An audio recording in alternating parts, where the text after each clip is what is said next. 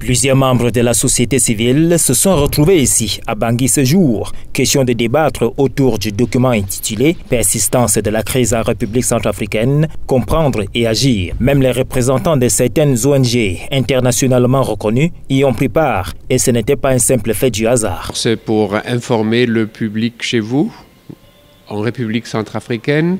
Et aussi, disons, c'est pour informer aussi d'autres participants, d'autres intéressés qui peut-être proviennent des autres pays. Pour nous-mêmes aussi, qui travaillons dans beaucoup de pays de l'Afrique, nous sommes intéressés pour mettre à la disposition des gens intéressés dans les autres pays de la grande région de l'Afrique et aussi, disons, chez nous en Europe, pour qu'ils sachent un peu mieux ce qui se passe chez vous. Parce que ce qui se passe ici en République centrafricaine, c'est important.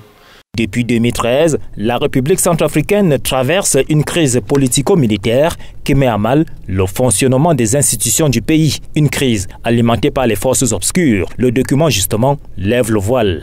Nous avons fait une analyse des profils des acteurs qui sont concernés et aucune couche sociale en termes d'acteurs n'est épargnée. Cela nous a permis également d'étudier les dynamiques du conflit.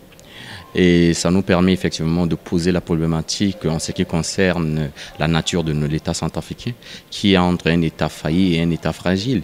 Et au sortir de ces analyses-là, nous avons formulé quelques recommandations qui permettent effectivement, si on les explore, nous osons croire, vont nous donner l'opportunité, bien évidemment, de permettre à la République centrafricaine de connaître une paix.